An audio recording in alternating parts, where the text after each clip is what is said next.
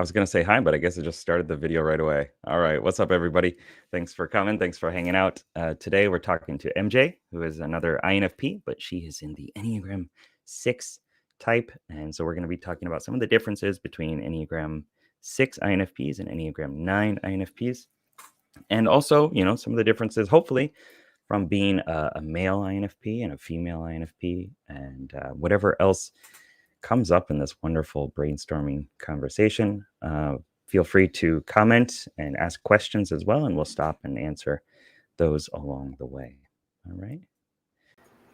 So, hello, MJ. Thank you for joining. This is going to be really fun. We just talked, it was yesterday, right?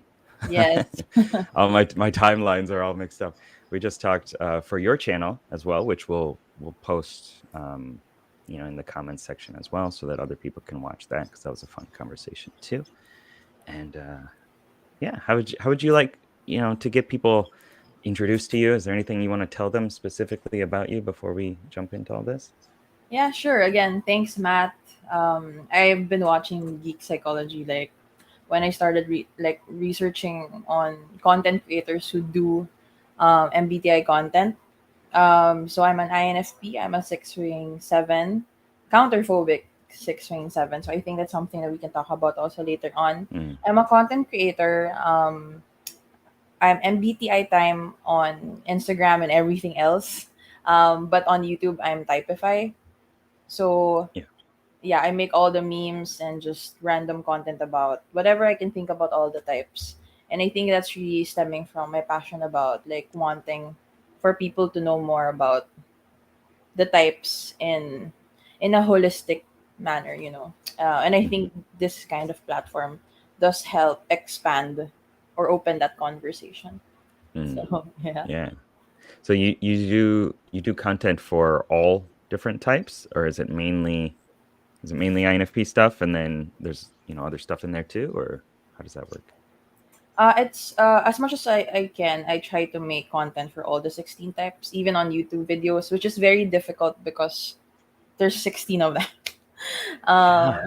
Right? I can imagine how difficult it is for other YouTubers who make MBTI content to talk about all 16 types equally, especially knowing full well that not everyone from all the types are interested in MBTI content in the same way as like Oh INFs, yeah. INTs, basically ends. But at the same time, I'm trying my best to also hold space for sensor types who want to know more about themselves as well, or people who know sensors. So it's it's difficult, but it also challenges me to just because I could go one way, like just focus on an INFPs, which is what others do, and it's good. At the Mm. same time, I feel like um more I don't know if it's a calling, but more of like I've decided to, as much as I can, challenge myself to just research and post as much as I can about other types. But it's not going to always be successful. I'm pretty sure that I'll always very often like skew toward a certain group of people uh, at the end of the day. But at least I'm Sure. trying. Yeah. Yeah, that's definitely been a struggle that I'm constantly going through. Is like I want to help everybody. Like I want to make content that helps everybody, but I know if I make an ESFJ video or something like that, like it's not going to reach as many people. And whether that's not necessarily the intention of it, Mhm. is to help, right? That whoever's watching the video, but it does kind of hurts a little bit. You're like, you know, um, Yeah, I get yeah, comments sometimes from my videos where like, "Oh, thank you for making this video about us." There's not much yeah, video out there that talks about, let's even just say like Enneagram 4s or 6s. mhm, Um, so I think it's a constant struggle for us who make these content because we don't want to be talking to like an audience of one or like no yeah, one. So as much as possible, we wanna be talking to people who we know are actually actively checking it out. So mhm, ESFJ video. I have not made one about ESFJs, I think. Like specifically. Maybe that's something Sure. to look into. Yeah. Oh, maybe it'll come up. Yeah. Yeah. So I see. Afo-kun. Okay. Genki desu yo. Arigatou gozaimasu. Indie Kitty. Thanks for coming. Thanks for showing up. VJ, yes, this is live. Please ask questions and stuff like that, and That's hopefully we'll get to them. We might just get super focused on a topic. I'm not really sure what's going to happen, but please comment. So, fascinating. yeah, let's get into talking about Enneagram and some of the differences. I love the Enneagram system, Mhm. although I haven't devoted as much like time and energy and patience into it as I have with cognitive functions. But I've definitely explored and created worlds for each of the Enneagram types and continents, and even played some games using those worlds, and read a ton of books and taken courses on it. But it's always like, how do I balance my interests of cognitive functions and Myers-Briggs and stuff with Enneagram? Um, how did you get into Enneagram?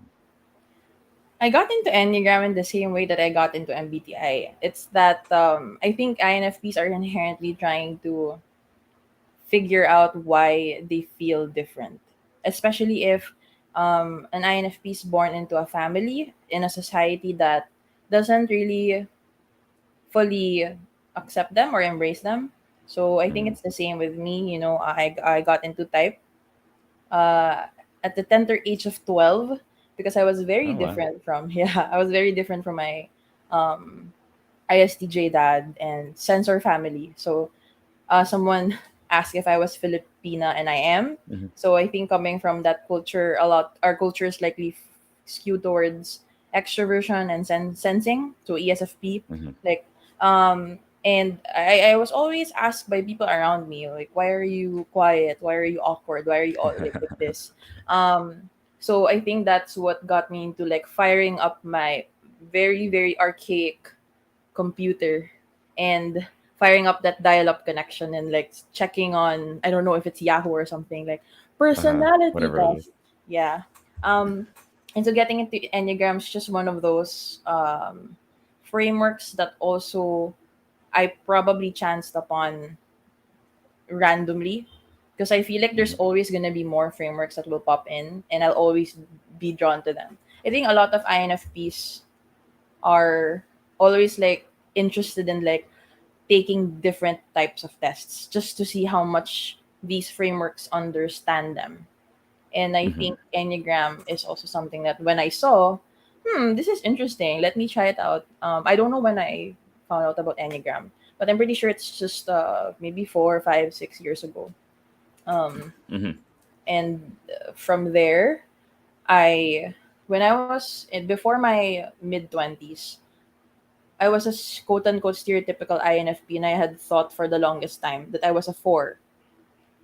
Uh-huh. So, Yeah. which is very closely associated with um, depression, depressive. Hmm. I'm misunderstood, very individualistic type of INFP. And then Sure. after a turning point, when I took it again, I got a 6. When I was able to kind of get out of that headspace, because of a lot of bad things that happened in my life, Hmm. I got a different result. And not to say that Enneagram is easily identified by tests in the same way that it's not Sure. easy to just get your personality type through online tests. Yeah. I did a lot of research also to kind of cross check if I'm really a 4 or a 6.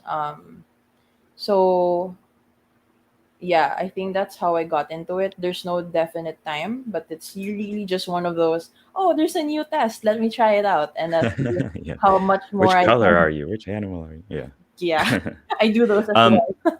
Yeah. I know a lot of INFPs too. So can I ask? If this goes too deep or in a direction that's sensitive, of course, please just let me know, and we'll stop. But I was wondering, like, what was what was the thing about six that let you know that you're a six? Like, I'll tell some of my story first, so you can kind of understand.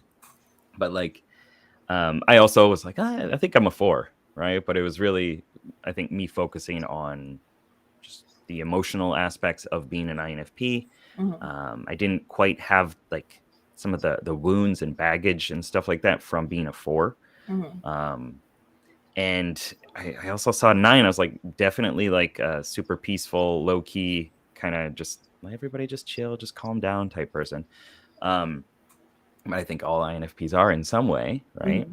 And for me though, I was reading something. I think it was on From Fixation to Freedom by Eli Jackson Bear, I think, and he was talking about how angry type nines actually are. Like underneath the surface, there's like this anger that we're constantly shutting down, we're constantly repressing, we're numbing ourselves so that we don't feel it, dissociating, distracting ourselves. Like, and I had some clear memories of that happening in a confrontation or something like that, of like uh, my vision actually blurring. Like I would just blur my vision so I wouldn't even see my surroundings, and dissociate and distance myself from any of those strong emotions like anger, but also with positive ones too. And so at first I was like, that's not me, that's not me, that's not me. Okay, well, let me kind of check how many times a day does this come up for me.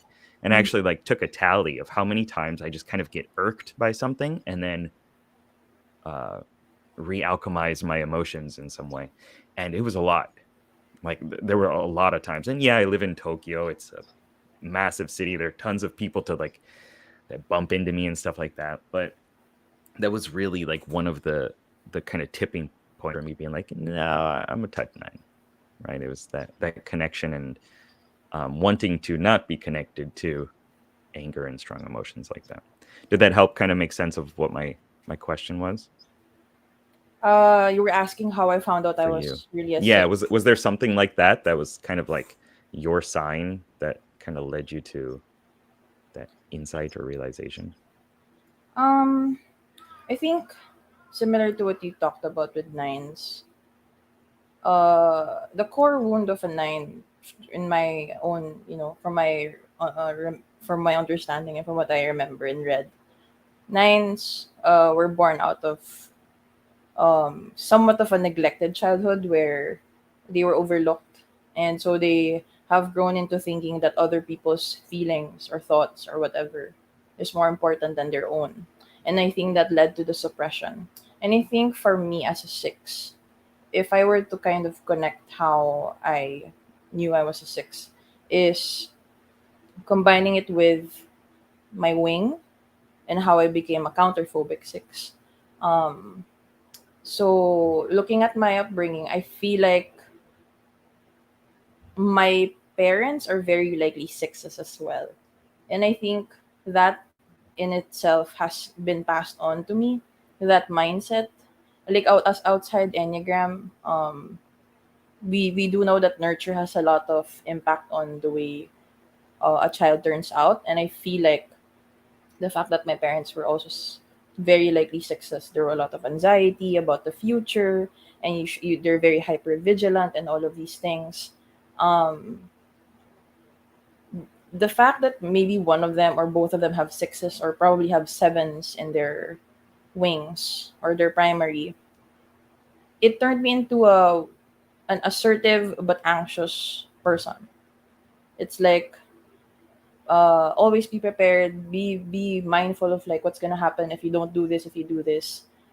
So there's always this looming anxiety within me, especially as a if we're ruled by our mind. So I think nine is the gut, which is more focused The on the body. present. Yeah, the body and something like that, Hmm. something instinctive. And mind's like the mind. I feel like the fact that I'm always researching, studying things to prepare myself Yeah. for what might happen and not happen. I don't like being surprised. I think that's one definitive way to um, when I say for surprise, this is not like surprise birthday parties, but Of actually, course. I don't like getting caught off guard by events that will make me seem like I was made a fool out of, Uh, or you know what I mean. mm-hmm. It's like, for example, somebody uh, acted a certain way. I think this ties in with being an INFP and a six. The way Okay. to protect myself from being hurt by something is by anticipating what the other people will be doing or what might happen, Mm-hmm. so I don't get like, what, how can they do that to me? So Yeah. it's more of like, aha, I kind of knew it. I know because I know her type. I know because this is what happened to them before. I know because blah blah blah blah blah. So I think it dampens the impact on Mm-hmm. me, and um I think something like that. So, and I think it's probably the constant, like the feeling that I'm constantly anxious. Not all the Mm-hmm. time, but I am easily anxious about things. And I can feel my body reacting to this. And I feel like all of this is interconnected with my attachment style, my, maybe being diagnosed also with having anxiety, which I don't know if it's like a chicken and egg situation. I don't know if I have anxiety, Yeah. Yeah. or if it's because I'm a six. Because I feel like all of these things are closely related, but we don't have enough research to back this up. Um, so I think that's how I connected it all. Mm-hmm. My hypervigilance in the is what made me my hypervigilance, and also my assertiveness, which is a slightly uncharacteristic trait of an INFP, is what set me Yeah. apart from other enneagrams. So I think that's how I found out in a Mm-hmm. nutshell. Yeah. Sure. Cool. Yeah. I've heard of course the general anxiety of Hmm. sixes of just it's just kind of always there, and there's always like a fear, and the fear is attached to other things. Like the anxiety is just always there, but then you're constantly looking for like reasons for it being there and Hmm. projecting and attributing it to, oh, that's why, right? It's because this person did this thing or said this thing or whatever. And that's my understanding of it. Does that resonate with you? Yeah. Yes, it does. I feel like even my drive to understand people is largely tied into me being a six. I'm a tri type 692. So when I put them all together, it does make sense. Like, I want to help Mm. people, I want peace, but it's also largely driven by the fear of something, being Hmm. caught off guard, being betrayed, especially betrayal. Because again, we are loyalists, right? And I think, besides the betrayal from other people, um, but it's really the betrayal when and the idea that, how can I not know? Mm. So how can I not know? And how couldn't have known? And I've known this thing in person for a long time, and I still got bamboozled by Mm. something. And I think that's good. It's difficult for an INFP six, because we're all idealists, and I feel like sixes are prone to um disappointment. Uh-huh. Uh-huh. Yeah. And I've heard actually, that. and I know that a lot of us get disappointed, but I feel like it's something that we really do take to heart. Uh-huh. Sixes, I would like to think. I heard that sixes have amnesia for success or around success. Like they kind of forget about the successful times and just focus on all the disappointments or painful times. Um, Hmm, that's just what I heard. So, that's interesting. I have never heard of that, but I'm trying to think if it's something that's also something that I experience. Maybe something that maybe for me, I mhm. don't recognize the success. Oh, Uh, thanks, Cindy Kitty. thanks everyone. Again, we're gonna answer your questions. Just stay tuned. Like we all recognize it. We all see your questions. But yeah, I feel like for me, I don't really recognize the success because I feel like there's always going to be something that will f it up. Yeah. Hmm. I've also uh, maybe one more point, and then we'll kind of go through some of the questions and stuff too.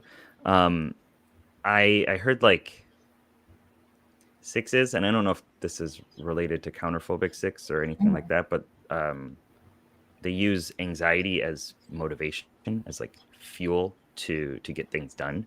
Maybe to lean into for an INFP, maybe to lean into extroverted thinking a bit more, Mhm. or kind of like getting outside of your body and actually like doing things. And maybe it's like a proactive uh, way of protecting yourself, Mhm. right? Well, if all this stuff is happening around me, then maybe I need to like take actions and deal with all this stuff and put out these fires and things like that. Does that resonate with you, or is that just kind of some ideas that I connected? No, no, no. It's correct. It's actually true. It's something I would like to note, and even in this call, that the reason why I don't come across as a stereotypical INFP is because I don't look like a stereotypical INFP, which is the way people picture an INFP online and in the memes. Mhm. Very often is a representation of nines and fours, the soft Mhm. babies and the cry babies, and I'm neither. I'm Which neither. kind of baby are you? Yeah, yeah. I'm an angry baby. Angry Kidding. baby. I'm an anxious baby. No, but like Mm. that's something that people forget. Not everyone will look exactly like the way it's being portrayed in the memes. And I think going back to your question about anxiety being my motivation, it's true. Mhm. I feel like sixes, INFP sixes are the ones easily more closely mistyped as INFJs Mm. or some other judging type because our motivation is anxiety. It pushes me to use my TE inferior because if I don't use it, everything will fall apart in the way Ah. um, I had feared.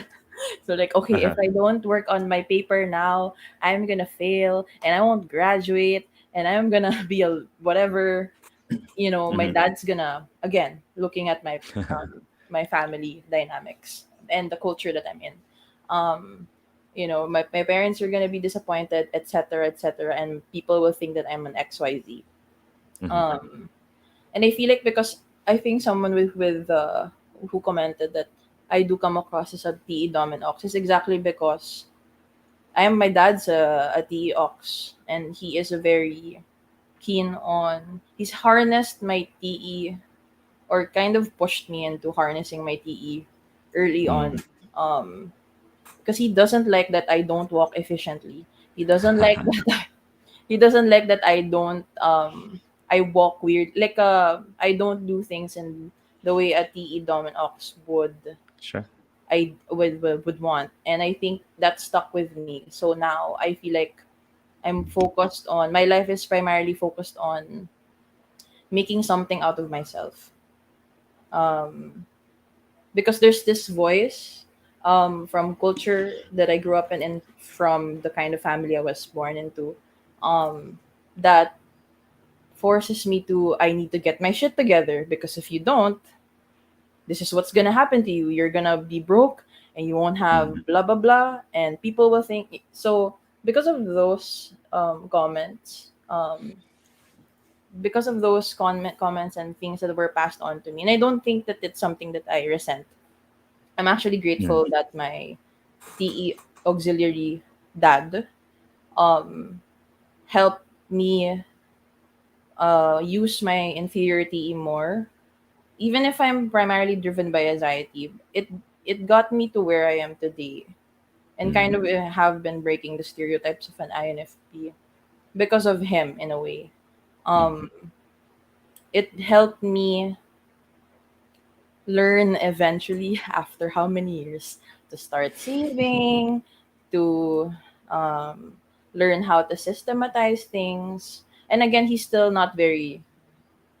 I'm not a natural TE dom and all. So Sure. it's still not to his taste or to people's idea of a real natural TE dom ox would be. But I feel like that in itself produced um unlike very unlike INFP Mm, persona. Um, and again, my line of work, besides being a content creator, I also teach.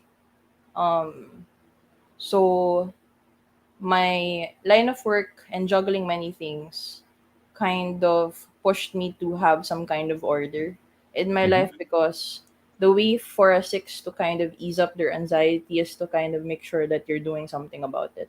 It's this constant state of like, I'm not doing anything, I'm not doing anything, and if I don't do it today, no video will come out, and uh-huh. people will stop following me as in like people will stop remembering that I exist, Uh-huh. and everything that I've worked hard for passively will go to waste. Mm, So I think it's a strong driver for sixes, especially for INFPs, because we use our NESI more and RTE more, which is why an INFJ friend of mine from graduate school thought that I was an INFJ like her, because between the two of us, she's a nine, INFJ nine, and I'm a six. mm, Um, I seem to be more of like a okay after the class. What let's do this and this. Like I'll have an outline of what we should work on and how we distribute the work. I become like an ESTJ in that regard. I enter into that mode only mhm, also because of a fear. Underneath all of what I'm showing, mhm. it's all driven by that underlying fear and a sense of unrest that I think one of the people who are watching commented on, the restlessness of an INFP6. So yeah. Mm. Yeah, that's it's just it's fascinating. Like you mentioned about how your family Mm-hmm. and your environment influenced how you present yourself and the aspects of yourself that you've leaned more into. Yeah. And that definitely happened for me too Mm-hmm. in its own way. Um, my dad is an ESFJ Mm. and my stepmom is an ESTJ. And my one of my best friends is an ESTJ. And at first there was a lot of clashing, right? There was a lot of like, we're not going to be friends here. Like we just see the world too differently and things like that, and different values, different motivations and stuff. And eventually through self work, I found a better relationship to extroverted thinking and my representation of it. And then that kind of cleared things up quite a bit for how I can relate to other people. And we're all just like nodes in a system of emergent behaviors and things like that too. So if I change my reaction to another person, then it's going to change the whole relationship dynamic, and it really did. And I think taking that on as my journey and the thing that I need to do instead of expecting that other people do it, other people they should change, I think was a big step in personal development and growth for me. And it kind of it helped me lean more into the Enneagram 9 aspect as well of like, I need to take right action. Like, Mm-hmm. I need to actually do the stuff that I need to do and be like activated about it and taking those steps to get it done. And for me, that also kind of feels like a largely a TE thing. Um, Also, leaning more heavily into strong FI values and what's really important to me and things like that as well, and not being afraid of anger, not being afraid of strong emotions, and just seeing it as one tool, I suppose, in the tool set. Although like I don't intentionally get angry or anything like that, but like I know now a bit more on how to use that emotion to motivate me and to motivate other people, and to get angry at the right things instead of like, if I get angry, then I'm going to explode and everybody's going to suffer and the world's going to be awful and all this other stuff. Like, it doesn't have to happen like that, which is something I've learned along my journey. So, do you want to, do you have something you want to say, or should I kind of like maybe scroll through some of these questions? Actually, I'll add something before we scroll through the questions. Sure. I think that's the reason why sixes and nines are in the highest compatibility in the Enneagram, just in general. Because as a six, I dated a six INTP. Nine INTP. Um, my focus on the relationship and the way I don't want it to fail pushes me to push my nine Enneagram, anyone, friend, partner, to talk about the problem. Because I always Okay. try to coax it out of them. Like Nice. I inherently know, also being an INFP, that more than what you're showing and you keeping peace, there's underneath all of that facade, there's something that's bubbling under the surface. And I always try to reassure him at the time, and my clients. Some I have clients who are INFP nines also. Um, that I always try to create a safe space to talk about what they don't like about the situation, why they feel mistreated or feel like there's a certain level of injustice for the way they're being treated, like in the corporate world, etc., family. It's I want to make space to solve the problem and to reassure myself that my anxiety about me being the problem is that it's not me that's the problem. Sometimes that's one also, but also of course ultimately I care about the person too. But for me, I think that's why it does work well. The other one's pretty chill AF, and the other one's like constantly agitated, that you need to prepare for this, you need to think about this, you need to do this, like blah blah blah blah blah. And the nines be like, can you like chill, nothing, we're not gonna die It'll if be you don't, fine. right? You're not gonna die if you don't get to do that, like right here, right now. So it does calm me down. As a six, that's why I appreciate nines. I think that's my comment before we go through the questions. Sure. Yeah. Cool. Let's see. I don't even know where to start. Yeah, guys, continue to ask questions, and hopefully we will be able to get to them. I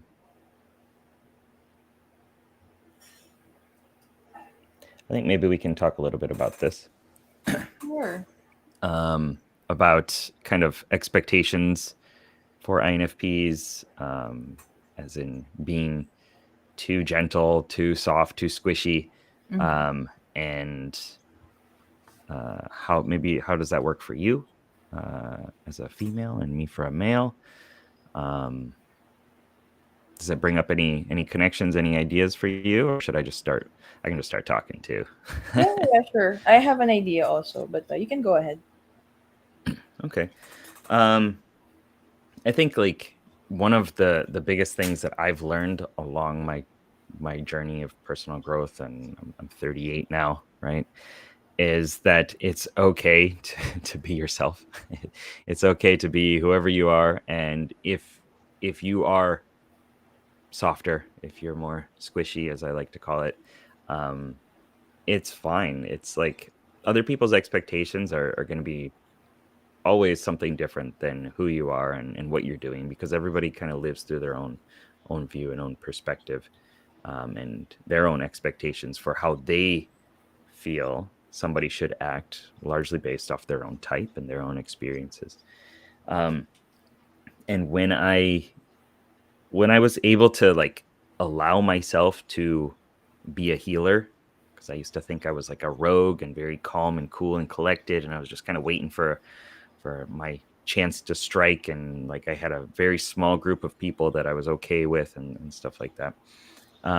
When I kind of just loosened up and lightened up and felt like it's okay to be vulnerable, it's okay to let some pain in, because I've had it before, I've let it in before, and I'm okay. I've actually grown from it. I think that was one of the many things that really shifted my relationship to myself, and it kind of gave me more like stability and able to like stand my ground. And if other people had expectations or like, oh, uh, I remember one of my friends at my wedding, he's like, you cry too much. And I was like, dude, it's my wedding. Like, I'm so happy that all these amazing people have gathered from around the world. I've known some of them for like 15 years, in Michigan and in Japan, and family and friends and people I didn't even know. Like, I was just so happy about it. And he had his expectations of what I should be like and doing and stuff like that. And it was just like, I'm I've come to love being who I am and being an INFP. And I think eventually, through this self-work and growth and stuff like that, a lot of us actually do get to that point, but it does take some work. So that's kind of my uh, perspective, I guess, on being too gentle or too good and stuff like that. Okay. Yeah, that's actually true. For me, my take on this is that for Vaughn, like be soft but be hard. One of my ESTP mentors, like I consider as a big sister, told me one time because I kept there was an issue that kept reoccurring in my life. She's a lawyer and a chemist, la la la, like super baddie, um, and I kept getting involved in a situation where this keeps on happening. That where she told me is that MJ, you're too nice, and that's not good. Um, and that stuck with me because it's a problem that it has to do with getting something to do with money. Like it's the whole seeing the good in people. I hate it. Um, where even if my intuition has already kind of reminded me not to trust people too easily or too quick at the time growing up. Um, so first off, we have to dispel the notion that gentleness and being meek is a weakness. True strength is number one, remaining true to who you are, but also learning how to set boundaries and pushing back. And that means sometimes learning how to say no and not being treated like a doormat. When I see fellow INFPs who go through the same things I did growing up, like getting mistreated, etc. Um, because I'm too understanding and accepting, then it's not something to be proud about. Sometimes we have to learn how to something that I'm learning also just very later on in my life. But we have to learn how to say no and learn how to fight. Sometimes avoiding conflict is just letting the bad guy away. Kind of like what Matt and I talked about yesterday, but it'll come up in the upcoming videos. Um, I told them that if you just let people get away with all of their bad behavior because, oh, I'm too nice and I'm too understanding and I accept that you grew up in such a bad home, that's why you're abusing me emotionally. That's not good. We're just letting that person do the same thing that they over and over again to yourself and to other people.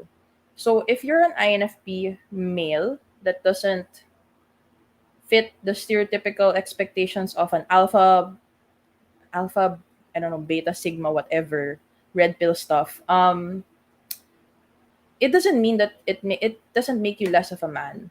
The question is really, but are you setting boundaries? But are you do you know how to say no?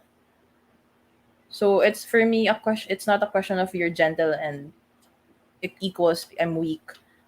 Gentleness is definitely not weakness. It's just that if someone kicks you in the curb, like oh, I'm gonna treat you like that because you're quiet and you're meek, and you let them, that then there's something wrong.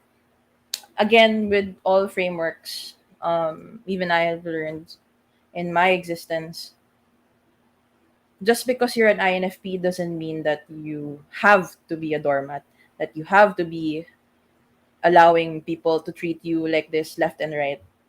Hmm. You're a healer, but you're not gonna be healing people if you just keep on letting people treat you like shit. At least that's how I see it, and that's why we need to continually empower each other. That this Yeah. is not an excuse for you to just be nice even to the bad guy. Kindness pays off, but sometimes kindness is putting them in their place Hmm. by saying no or by walking away, you Hmm. know? Um, so just, it's okay to be gentle, it's okay to be soft, but in the right time and with the right person. Hmm.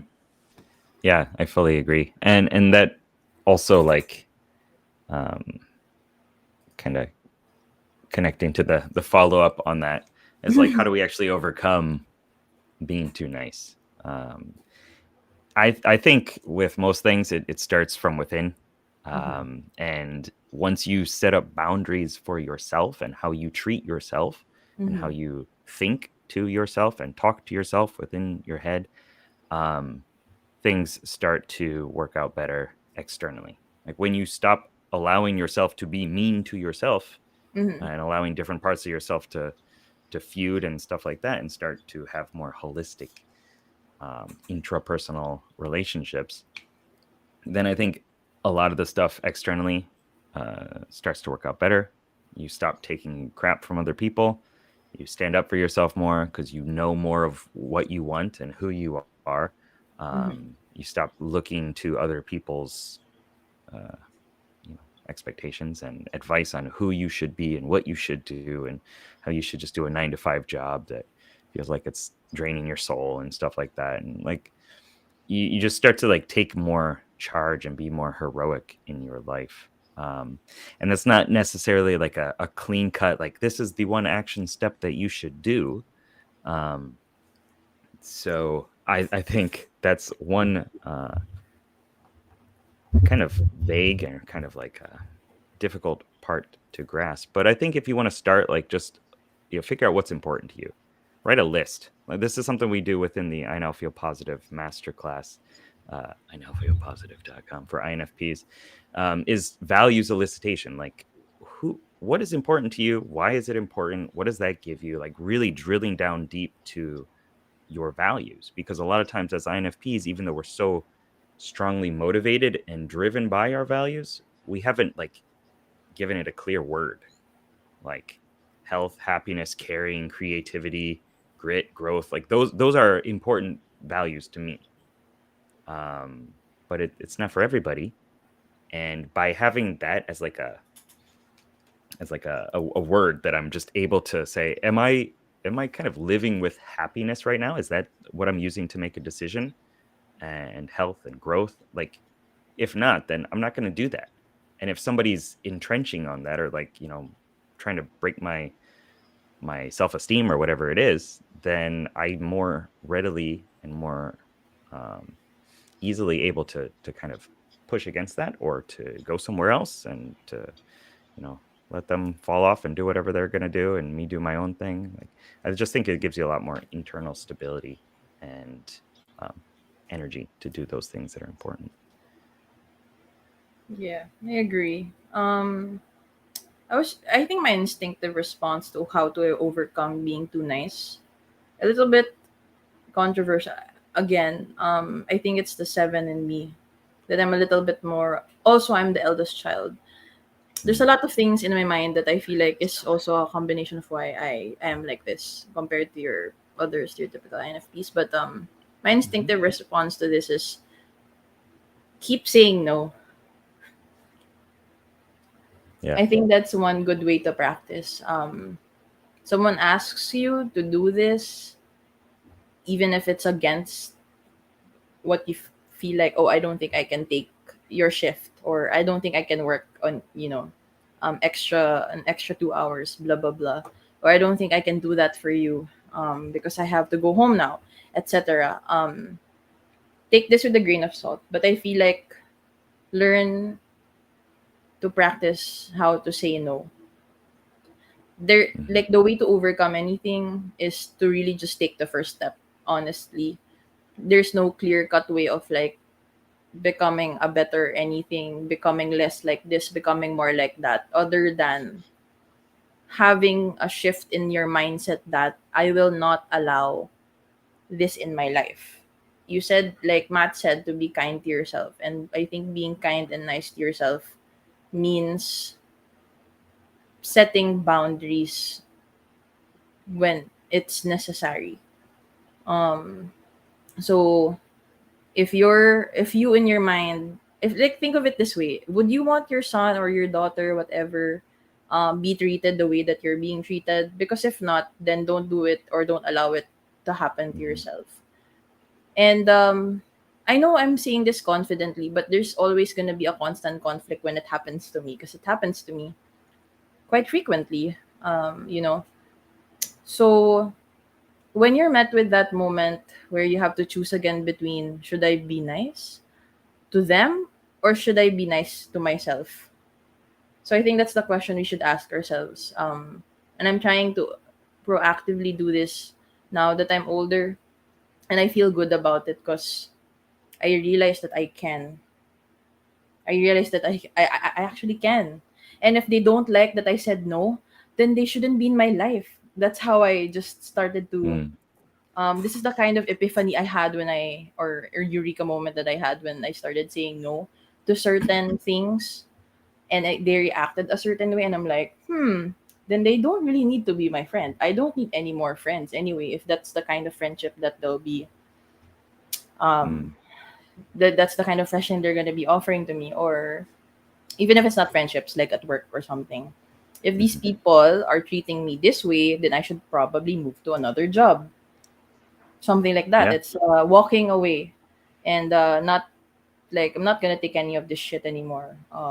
Because someone else is always gonna treat you better, but that's Yeah. coming with the knowledge that you have to recognize that you deserve to be treated better, because you always treat other people better. But what about you? What about you, INFP? Have you ever thought Yeah. about being treated better by others, by yourself instead of other people also? Mhm. So I think that's something we should always remember, and I hope that it starts with small steps for one. Yeah. Yeah. Very good.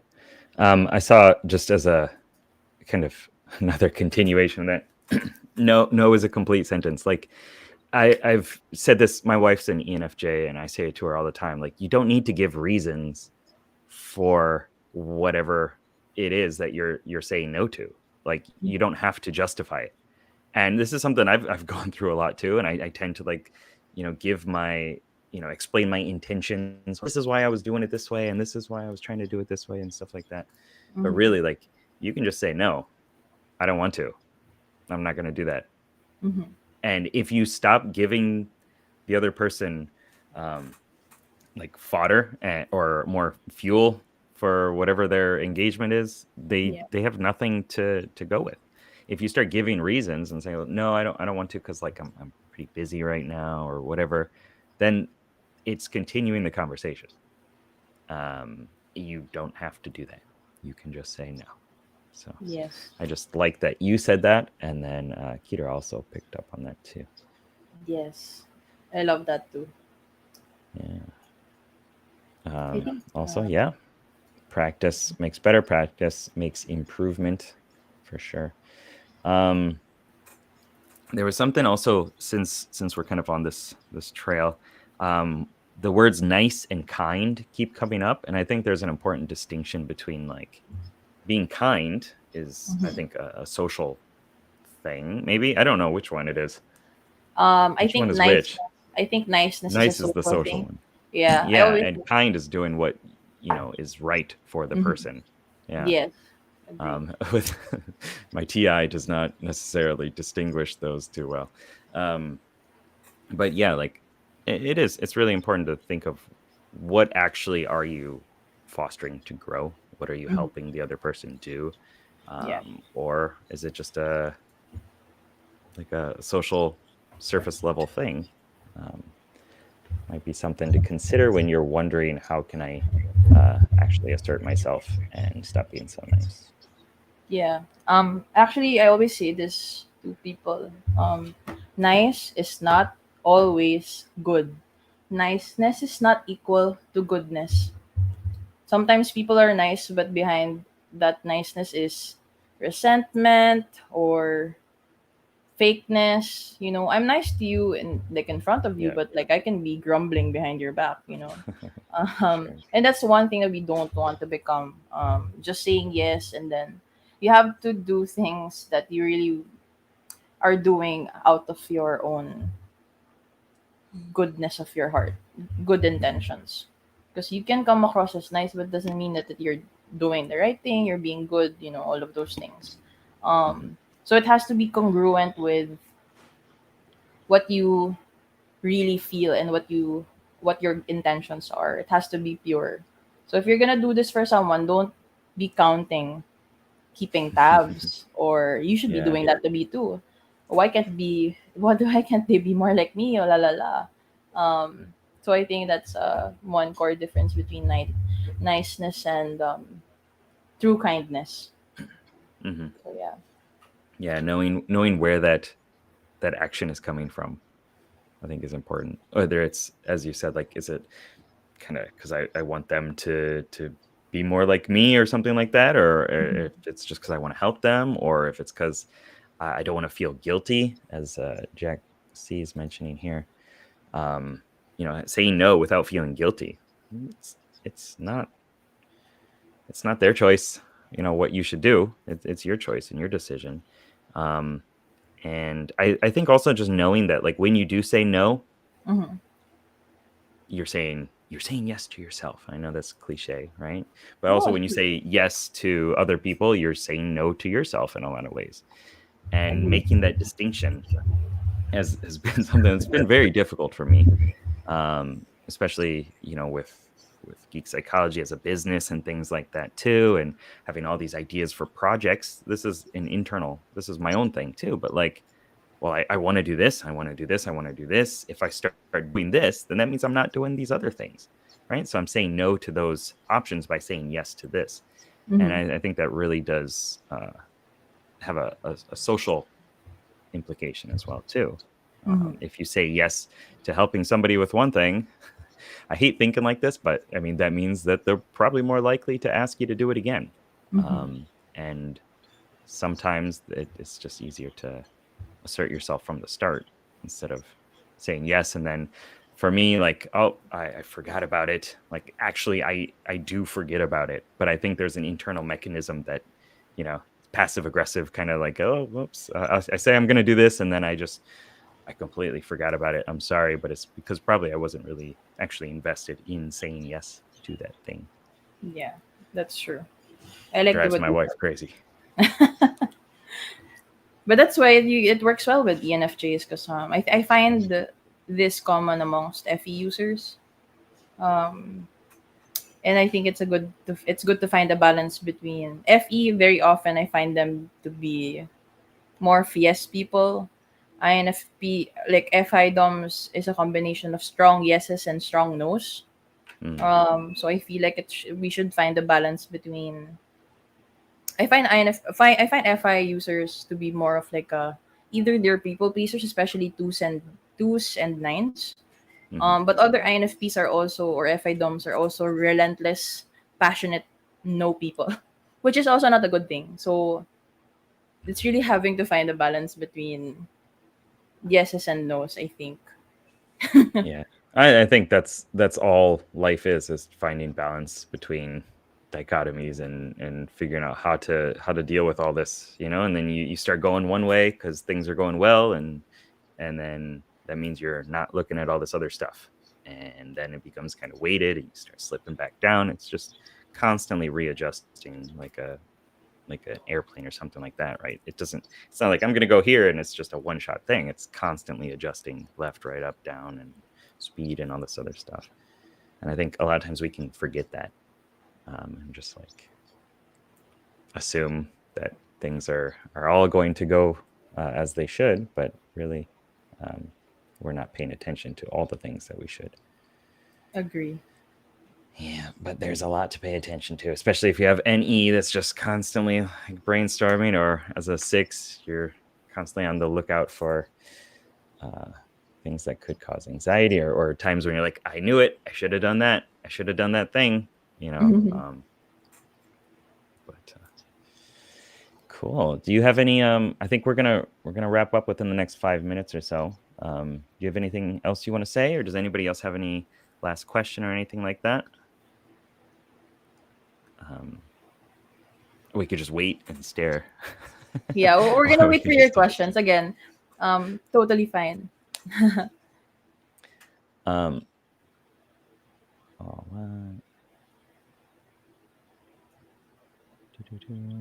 thank you. Thanks again. Always so nice and donating and supporting. Thank you, Indie Kitty. Matt, setting expectations makes it easier to say no when you need. You cannot be everything to everyone at all times. Yes. True. Advice from INFP with 52 years of experience. Thank you very much. I think just so many younger INFPs need to hear that and need to be reassured that like things are going to be okay. Setting expectations is good, you know, leaning into your big goals, your big dreams, and allowing them to work out, and really investing yourself and your energy and your focus into it, surrounding yourself with the right people for your mission and your goals, and letting them, as somebody mentioned earlier, kind of gravitate towards you, instead of you worrying about like, you know, are they going to like me if I do this thing or not? Like do what's important to you. Because I guarantee, and through working with clients and stuff, and my own personal experience too, like when we are not living into our purpose in some way, or doing stuff that is you know, self-expression, or you know, whether it's writing stories or art or dance or music or something like that, whatever way that comes out, we're going to be miserable. You know, it's something that has to happen. And no matter what everybody else is saying in society and around and everything like that, like if you ignore that and you just do the 9 to 5 and you just do the templatized life, you're not going to be happy. It's just going to continue that cycle, and you're not going to be who the world needs you to be, as your unique person, but also as an INFP. Because I really do think that the world needs more INFPs who are activated and engaged with what is important to them.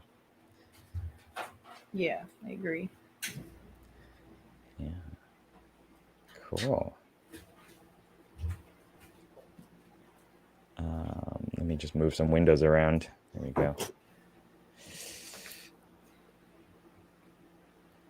Yeah, you're very welcome, Vaughn. Thanks for commenting. Thanks for asking questions. I know there were some questions that I probably didn't get to. I apologize for that. But also, we would just go all day talking about it, and that would be fun. But maybe not the best use of the time. So, MJ, is there anything that you want to close with you know, sending people to where to find you and stuff like that? Yeah, sure. Yeah, For sure. again, guys, it's my first. Can I just say, I just the first time I've done a live with You anyone. did a great job. So thank you so much, Matt of Geek Psychology, for inviting me.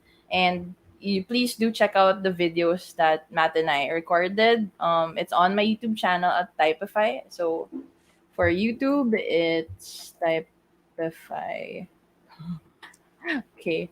And for Instagram, Facebook, Twitter, I'm most active there as well, which is at MBTI time. I feel like I love answering questions from different people, and having a discussion with someone who's, like-minded. And I think it's important to remember that, as I mentioned in one of in the recording yesterday with Matt, I feel like INFPs need the most help in a lot of areas. And as INFPs, the two of us, by pointing to the right side, oh, it's here.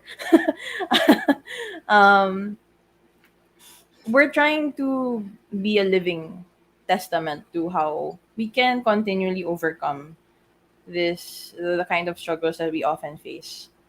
And it doesn't make you not an INFP.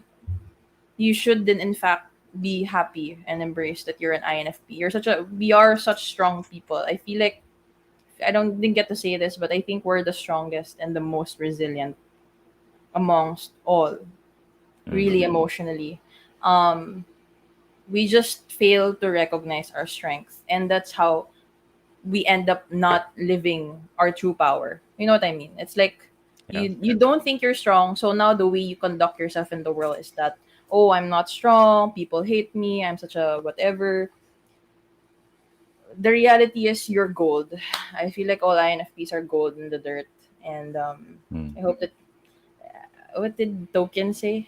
I think he's the one who popularized that quote. Like not Not sure. something something, not all that glitters are gold, something like that. Uh, Yeah. not all that glitters is gold. Yeah, something like that. And he's an INFP himself. So I feel like we understand each other the most, like as INFPs. Mm, So I hope that we will continually encourage each other and support each other in this journey of becoming better INFPs and humans. yeah. Yeah. Yeah. So Cool. Cool. Yeah. Thank you. Thanks for joining. It's been amazing talking to you, getting to know you over the past couple days as well. For anybody else, INFPs, I'll talk to INFPs first. INowFeelPositive.com. Join the newsletter there. I send out weekly newsletters as well as we have a monthly get together and a Discord channel as well, just for INFPs. Geekpsychology.com is the place for other types as well. You still get the newsletter as well, and there's also another monthly meetup on Discord as well. And if you want coaching, you can reach out to MJ. I know you do coaching services, yeah, yes. I and I do. do Yeah. too. Yeah, so do that too if you need some extra help. All right, everybody. Thanks so much for joining. Thanks for participating and just hanging out and being awesome people. I wish you an amazing rest of your day, week, month, life, and everything else. All right. Time to do, not sure what to do with our hands. All right. See ya. Bye, guys.